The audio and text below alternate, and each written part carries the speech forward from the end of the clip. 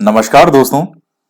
तो देखिए मित्रों, आज हम सिक्स क्लास की जो पॉलिटी है, सिक्स क्लास वाला जो पॉलिटी वाला पार्ट है वो अब शुरू कर रहे हैं। और सिक्स क्लास के अंदर जो पॉलिटी में हमारा सबसे पहला चैप्टर हमें पढ़ना है अध्याय 8, हमारा सामाजिक परिवेश। इससे पहले ज्योग्राफी वगैरह थी, वो हमने सब पढ़ ली थी। तो ये देखिए, डायरेक्ट ये पॉलिटी से रिलेटेड नहीं है, लेकिन ये चूंकि एक एक दो दो चैप्टर जो समाज से रिलेटेड हैं और आपके समाज से जुड़ा हुआ टॉपिक भी सिलेबस में है, स्पेशली रीट में। तो रीट वाले विद्यार्थियों के लिए भी ये जरूरी है। और बाकी इसमें बाल विकास के अंदर कुछ चीजें हैं जो आपको इनमें देखने को मिलेगी इन चैप्टर में। तो बहुत अच्छे से सुनिएगा और बहुत अच्छे से पढ़िएगा, बहुत कुछ सीखने को मिलेगा इनमें, बहुत अच्छे से चैप्टर हैं। इसके साथ ही आपको पहले क्वेश्चन का एक जवाब देना है कि वर्तमान में भारत में कितने केंद्र शासित प्रदेश हैं। क्वेश्चन फिर से सुनिएगा कि वर्तमान में भारत में कितने केंद्र शासित प्रदेश हैं। 6, 7, 8 और 9, ये आपके चार ऑप्शन है। और इनमें से जो भी ऑप्शन आपको अच्छा लगे उसको लॉक कर दिया जाए और कमेंट करके बता देना। 6, 7, 8, 9। तो कितने केंद्र शासित प्रदेश हैं वर्तमान में अभी। और इसके साथ ही वीडियो को लाइक जरूर करें, शेयर भी करें। तो आइए हम शुरुआत करते हैं। हमारा सामाजिक परिवेश। राहुल और आशीष दोनों एक ही विद्यालय में पढ़ते हैं। एक दिन छुट्टी के बाद ये विद्यालय से घर लौट रहे थे। रास्ते में उन्होंने देखा कि कमर झुकाए और सिर पर पोटली रखे एक वृद्ध सड़क पार करने की कोशिश कर रहा था। वह बार बार अपने कदमों को आगे बढ़ाता, परंतु वाहनों की रेलम पेल के बीच उसे लड़खड़ाते हुए वापस लौट आना पड़ता। वे दोनों लड़के जब उसके पास से गुजर रहे तो राहुल ने उसका मजाक बनाते हुए कहा, अरे मरेगा क्या, इधर ही खड़ा रहे। परंतु आशीष ने विनम्रता से कहा, क्या कहा आशीष ने विनम्रता से, बाबा मैं आपको सड़क पार करवाता हूं। और आशीष ने वृद्ध को सड़क पार करवा दी। आशीष को सेवा व एक दूसरे की मदद करने की यह शिक्षा उसे अपने परिवार से प्राप्त हुई थी। देखिए, आप छोटे बच्चे को आप कभी भी देख लेना, कोई तो बच्चा होगा, जैसे मान लीजिए कहीं कोई कुत्ता लेटा हुआ है, कुत्ता बैठा हुआ है, तो बेटा कोई भी छोरा पास से निकलेगा, बाटा उठाया और दे दनासुन कुत्ते के जोर से मारेगा और कुत्ता च्यू च्यू च्यू करता हुआ भागेगा और उस ताड़े पीट के हंसेगा वो। या जो कुत्ता बेचारा लेटा हुआ है, चलते कि उसके लात मार देगा। तो इस तरह की हरकत करेगा। और वही एक दूसरा बच्चा है जो ऐसी हरकत नहीं करता। ये उनमें चीज आई कहां से? ये मिलती है परिवार से। और मैं कई बार यहां कहता भी हूं कि विद्यार्थी के कमेंट करने से मुझे पता चल जाता है, या कमेंट करने से पता चल जाता है कि कैसा उसका पारिवारिक माहौल होगा, उस व्यक्ति की मानसिकता क्या है, कैसी उसकी मेंटलिटी है, और वो जीवन में कितने आगे तक बढ़ेगा। कई तो ऐसे कमेंट जो करते हैं, मुझे पता चल जाता है ये बेटा तू एक जन्म नहीं तू 10 जन्म भी ले ले, कुछ होने वाला नहीं है। सब पता चल जाता है कि कौन क्या कैसा क्या सब आ जाता है। क्या कैसे पता चलता है? सब सब पता चल जाता है। हजारों कमेंट जब रोज आप देखते हो, हजारों लोगों से ऑफलाइन मिलते हो, सब पता चल जाता है। ये चीजें कहां से मिलती है? ये परिवार से मिलती है। तो ये चीज है। अब आता है परिवार। परिवार समाज की सबसे छोटी इकाई है। ये क्वेश्चन कई बार पूछा गया, आपके बाल विकास वाले के अंदर भी पूछ लेता है। वो जो बाल विकास आप पढ़ते हैं रीट में, उसमें भी आ जाता है।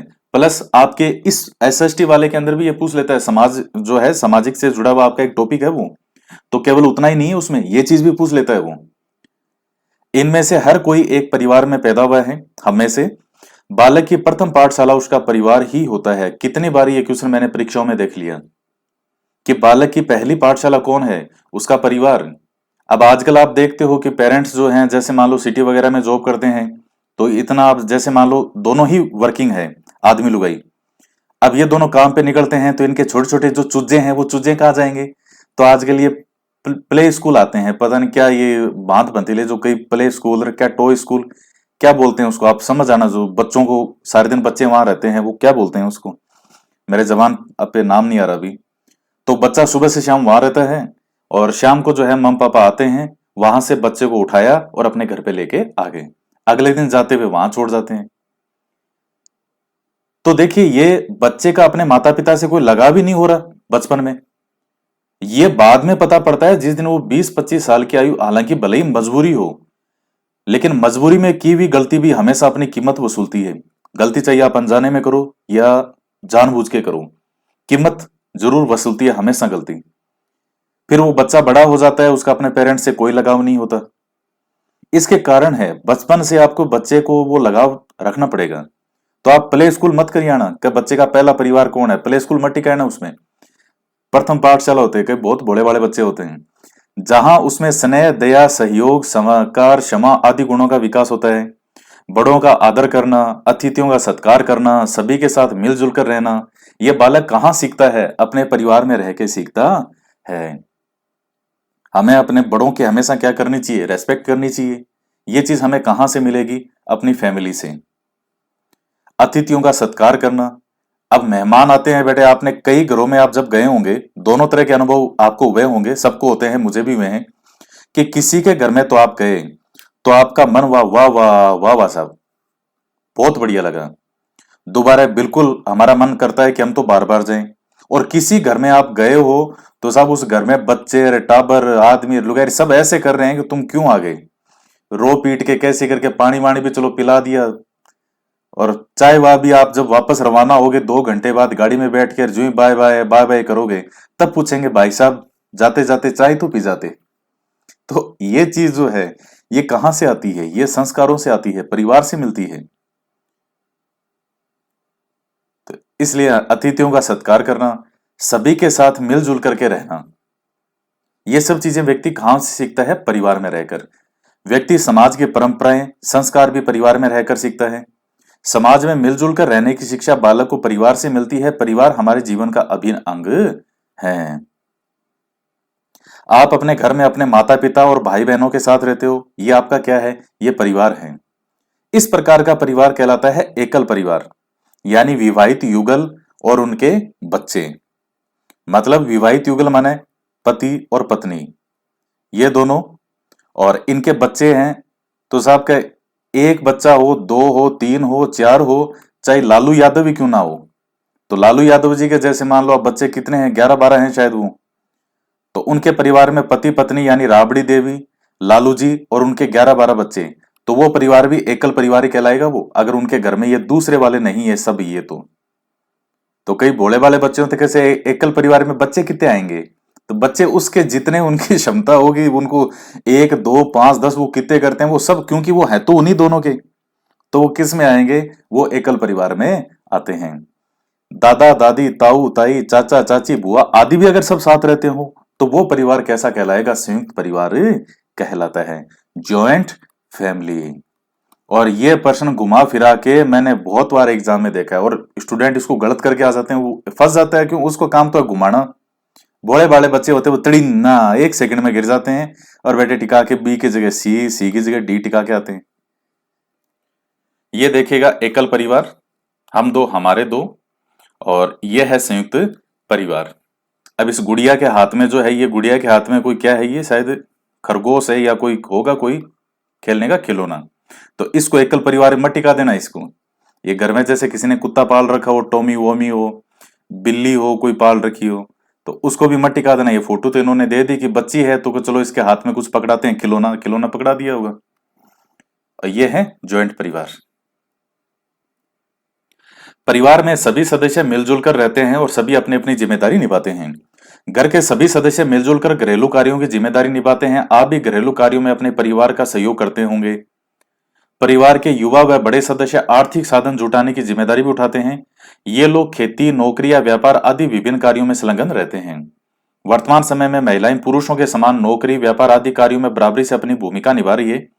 हो सकता है कि आपकी माँ घर से बाहर काम करती हो या घर पर रहकर ही आर्थिक सहयोग का कोई काम करती हो। हम देखते हैं कि गांव में स्त्रियां घरेलू कार्यों के साथ साथ ही पुरुषों के साथ कृषि और पशुपालन का कार्य भी करती है। तो गांव के अंदर आप देखते हो कि जैसे महिलाएं बहुत काम करती है, खेतों में भी हाथ बंटाती है, और प्लस घर का भी काम करती है, सारा खाना भी बनाती है, साफ सफाई भी करती है। और जो गाय भैंसे होती है उनका गोबर वोबर घेरना, दूध दुहनार, ये सब काम कौन करती है? महिलाएं करती है। इस प्रकार घर के सभी सदस्य अपनी क्षमता अनुसार सहयोग करते हैं। भारत में सामान्यतः संयुक्त परिवार प्रथा का ज्यादा प्रचलन रहा है। बदलते सामाजिक परिवेश में संयुक्त परिवारों का स्थान एकल और छोटे परिवार लेते जा रहे हैं। वर्तमान समय में देखा जाता है कि शिक्षा, रोजगार व बेहतरीन जीवन की तलाश में व्यक्ति अपने माता पिता और दादा दादी से अलग होकर अन्य स्थानों की ओर पलायन करते हैं। इस कारण ये संयुक्त परिवार जो है ये टूटते जा रहे हैं। तो आजकल लोग हैं जॉब वगैरह करने के लिए उनको जगह छोड़नी पड़ती है। तो एक प्रकार से ये मजबूरी भी है कि भाई जब व्यक्ति को अच्छा पैसा चाहिए कि मेरा घर बार अच्छे से चले, मैं अच्छी सैलरी जो कमाऊं, इनकम करूं, मेरा आर्थिक आर्थिक सोर्स अच्छा हो,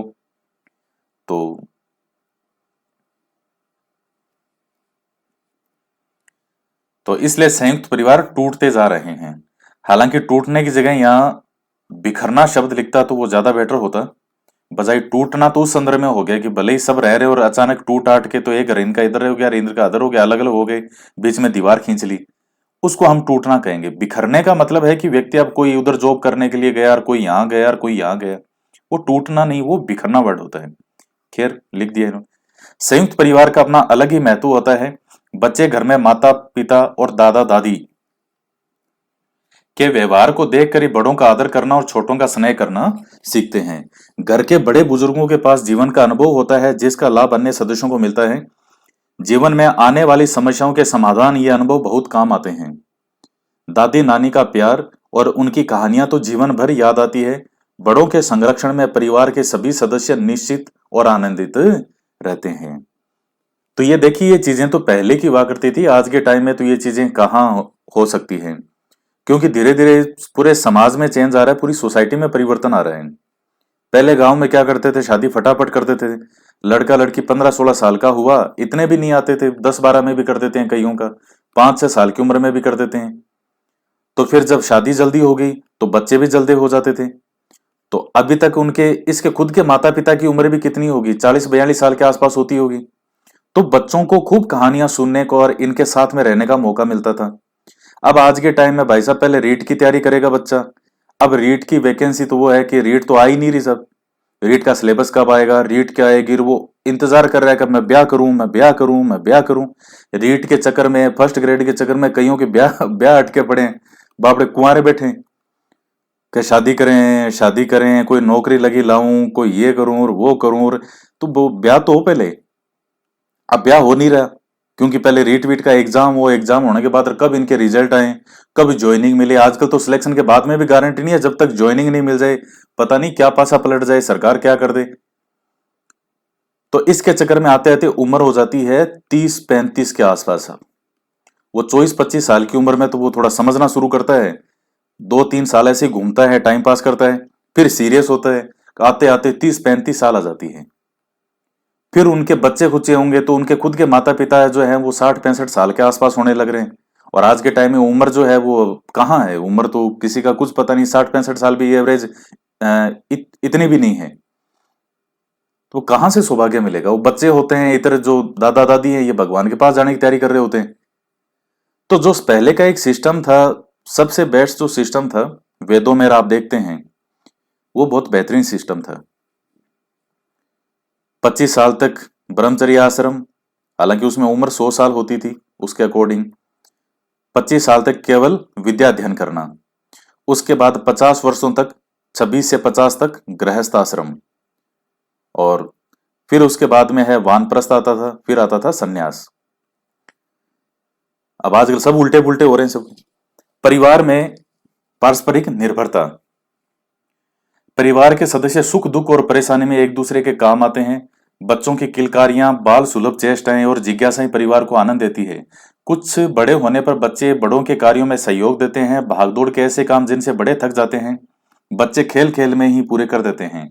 हम देखते हैं कि परिवार के सभी सदस्यों का स्वभाव और रुचि अलग अलग होते हुए भी एक साथ रहते हैं। तो सबका अपना अलग स्वभाव होता है। अब जैसे आपके मान लो भाई बहन है घर में, आपका हो सकता है स्वभाव हंसमुख हो, या आपका भाई बहन जो है वो बिल्कुल कैसा रहता हो, सीरियस रहता हो, या आप सीरियस हो, आपको हंसी मजाक पसंद नहीं, लेकिन आपके भाई बहन खूब हंसी मजाक वाले हैं। तो सबका अपना एक अलग अलग स्वभाव होता है। तो ये है कि परिवार के सदस्य और वे कार्य जिनके लिए आप निर्भर हैं, इन पर निर्भर हैं। तो ये कोई आपके काम की चीज नहीं है, आप चाहे रहने दो इसको, आपके लिए क्या करोगे बरके इसको। हमारे पड़ोसी राम और मोहन के परिवार सीतापुर नाम के गांव में रहते हैं। दोनों परिवार एक दूसरे के पड़ोसी हैं। राम का परिवार गरीब है तो मोहन का परिवार संपन्न है। उसके खेत बड़े हैं, उसके पास एक ट्रैक्टर भी है। डॉक्टर उस गांव से 8 किलोमीटर दूर बदलापुर गांव में भी उपलब्ध है। एक दिन आधी रात के लगभग राम के बेटे के पेट में अचानक दर्द हुआ, तभी पड़ोसी मोहन को इस बात की जानकारी हुई तो उस लड़के को अपने ट्रैक्टर से बदलापुर में डॉक्टर के पास ले गया। बच्चों, परिवार के सदस्यों के बाद हमारे सबसे निकट हमारे पड़ोसी होते हैं। अच्छे पड़ोसी मिलजुल कर रहते हैं और सुख दुख में एक दूसरे के काम आते हैं। आनंद के अवसर पर पड़ोसी मिलकर आनंद को बढ़ाते हैं। दुख दर्द का समय भी पड़ोसियों के सहयोग से आसानी से गुजर जाता है। अतः छोटी मोटी बातों पर ध्यान न देते हुए सभी पड़ोसियों से अच्छे संबंध बनाए रखने चाहिए। कितनी अच्छी बात बता रहे हैं। आप जहां रह रहे हैं तो निश्चित सी बात है आपके आसपास घर होंगे, आपके अड़ोस पड़ोस में जो लोग हैं। तो कुछ लोग क्या होते हैं, जैसे अड़ोस पड़ोस में नाराजगी हो जाती है, छोटी छोटी बातों पे नाराज हो गए। ये इसकी शक्ल नहीं देखेगा, ये इसकी शक्ल नहीं देखेगा, ये इसकी शक्ल नहीं देखेगा, ये इसकी शक्ल नहीं देखेगा। जबकि जब कभी भी कोई भी आप पर आफत आएगी तो आपके रिलेटिव रिश्तेदार वो बाद में आएंगे, पहले आपका पड़ोसी आपके पास में है। तो एक प्रैक्टिकली जो चीज व्यवहार की है वो मैं ये आपको बता रहा हूं कि ना तो पड़ोसी से बहुत ज्यादा होना चाहिए कि आप 24 घंटा ही मुंह फाड़े देखते रहो, और क्या कर रहे हो भाई साहब, और आंटी जी क्या कर रहे हो, खाना क्या बना रहे हो, क्या पी रहे हो, इतना भी हस्तक्षेप नहीं होना चाहिए। नमस्कार हो, राम रूमी हो, ठीक है साहब, बहुत है। थोड़ा सा स्पेस भी रखो और अंदर ही जाके मत पड़ो। ये दोनों ही चीजें हानिकारक है। ये मेंटेन करके रखते हो तो आपके पड़ोस से बेहतर कुछ नहीं हो सकता, क्योंकि मैंने बताया जब भी आप पे कोई संकट आए, अचानक पेट दर्द होने लग गया, घटना हो जाती है, घर के अंदर सीढ़ी है अचानक गिर गए, कौन सा उस टाइम दूर से कौन आएगा, आएंगे तब आएंगे। तो पड़ोसी इतना जरूरी है। तो पड़ोस का जो रिश्ता होता है वो बड़ा नाजुक होता है, उसको अच्छे से मेंटेन करके रखना चाहिए, अच्छे से संभाल करके रखना चाहिए। छोटी मोटी बातों पे कभी भी झगड़ा नहीं करना चाहिए। तो जहां परिवार सामाजिक जीवन की प्रथम पाठशाला है, वहीं कुछ बड़ा होने पर बालक विद्यालय जाने लगता है। विद्यालय में प्रधानाध्यापक, अध्यापक तथा अन्य कर्मचारी होते हैं। इन सभी के सहयोग से वह विद्यालय में पढ़ाई का काम व्यवस्थित तरीके से करता है। सोचिए, यदि विद्यालय का सहायक कर्मचारी कमरों की सफाई ना करे या समय पर घंटी ना बजे तो आपको कितनी परेशानी होगी। यदि आपके अध्यापक जी बीमार हो गए तो उसका पाठ्यक्रम पूरा न हो तो क्या आप अच्छे अंकों से उत्तीर्ण हो पाएंगे। अतः सभी का कार्य महत्वपूर्ण होता है। तो हर व्यक्ति महत्वपूर्ण है। सबके आपसी सहयोग से ही विद्यालय में व्यवस्थित तरीके से पढ़ाई चल सकती है। विद्यार्थियों को भी अनुशासित रहना आवश्यक है। कक्षा के होशियार बच्चों को कमजोर सहपाठियों की सहायता करनी चाहिए। तो देखिए, वहां आप विद्यालय में जाते हैं तो घंटी बजाने वाला जो व्यक्ति होता है, इसके अलावा जो स्टाफ में व्यक्ति है, झाड़ू पोछा जो सफाई करता है स्कूल की, आपके शिक्षक हैं, प्रधानाध्यापक हैं, हर व्यक्ति का योगदान है। साफ सफाई करने वाला नहीं आएगा तो बेंच से गंदी पड़ी रहेगी। घंटी बजाने वाला जो है समय से नहीं बजाएगा तो आपके पीरियड में गुरुजी आपको पढ़ाते ही रहेंगे। कई बार ऐसा नहीं होता था कि आप छोटे थे और टीचर मान लो आपको पीट रहे हैं और आपका नंबर आने वाला है, 8-10 का नंबर पहले आ गया और इतने में उसने घंटी बजा दी, टन टन टन। आहा, अब मास्टर जी का क्या है, यार चलो छोड़ा, अब नया मास्टर आएगा तो क्या, ठीक है बैठ जाओ वहां। ये लक की बात होती थी। तो बचपन में मास्टर जी जैसे पीटते थे, तो आजकल तो क्या है, पीटने पे ही रोक लगा रखी है, लेकिन पहले मास्टर जी बहुत पीटा करते थे।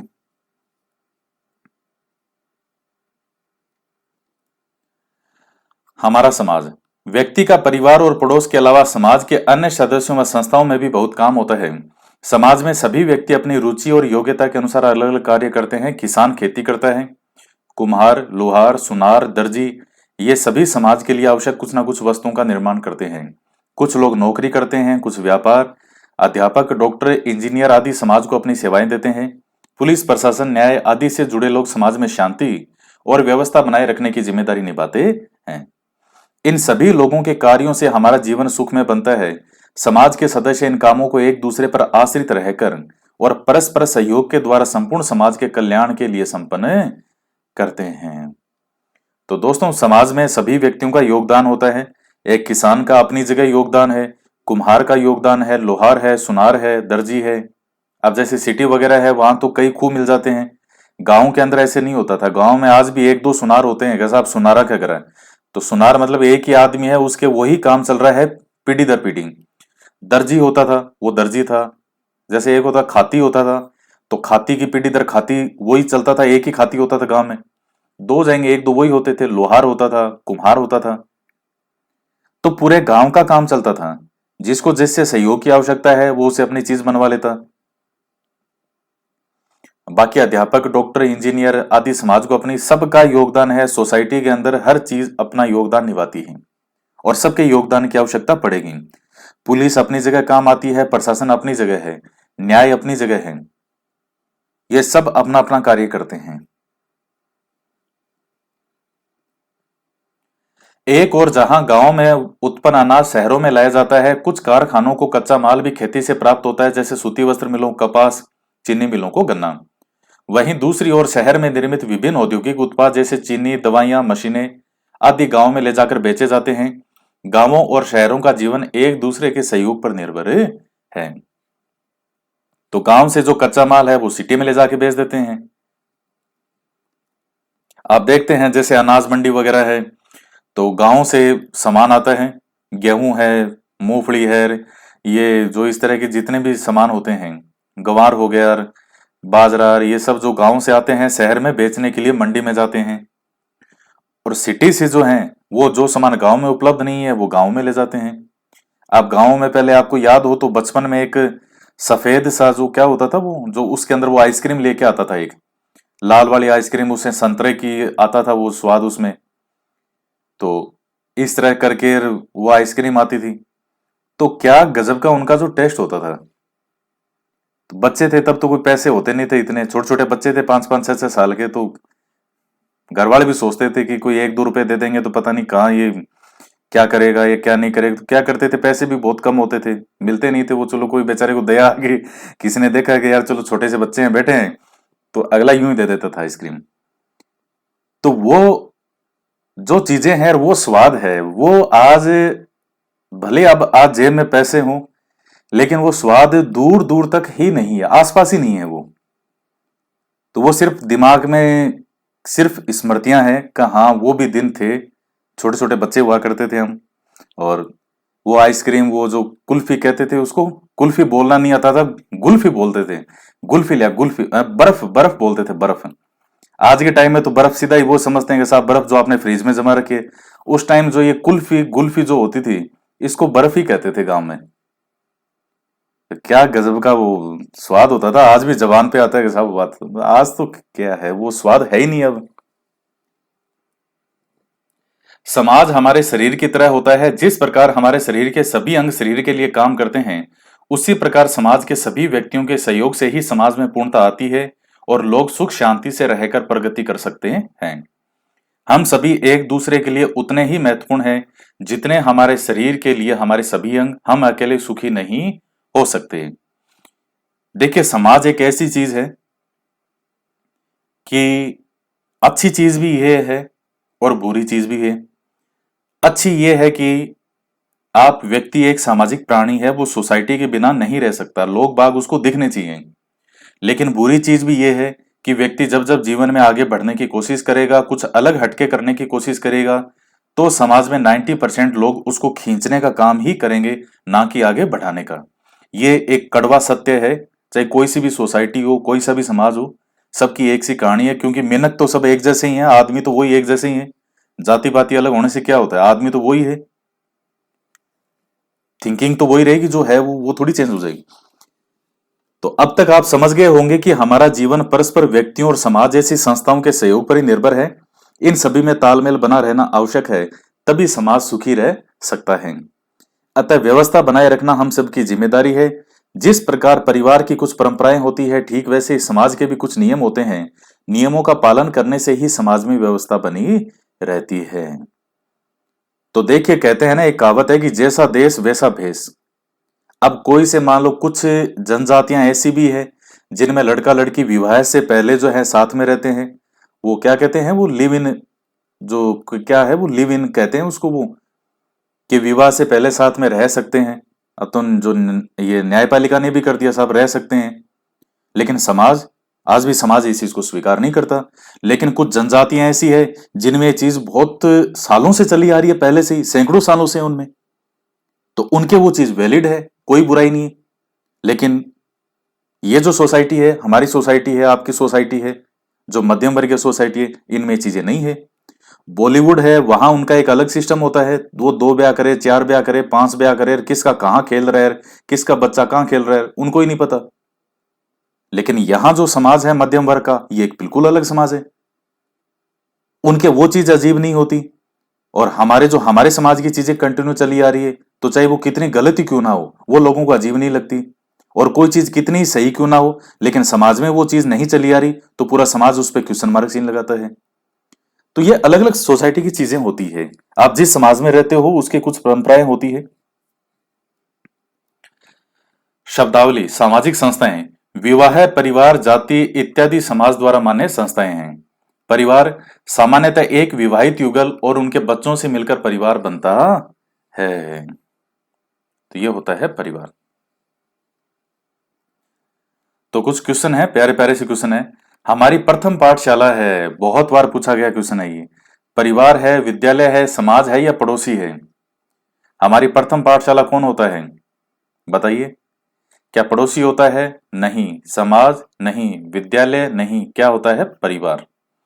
आप देखिए मित्रों, मैं आपको उदाहरण अगर देके बताऊं, शिवाजी, साउथ में शिवाजी जो मराठा हैं, शिवाजी महाराज, उनके बारे में आप जानते हैं? छत्रपति शिवाजी। आप क्या पढ़ते हैं कि बचपन में जो उनकी माता जीजाबाई है और उनके जो दादाजी थे, उनके संस्कारों का बहुत प्रभाव पड़ा।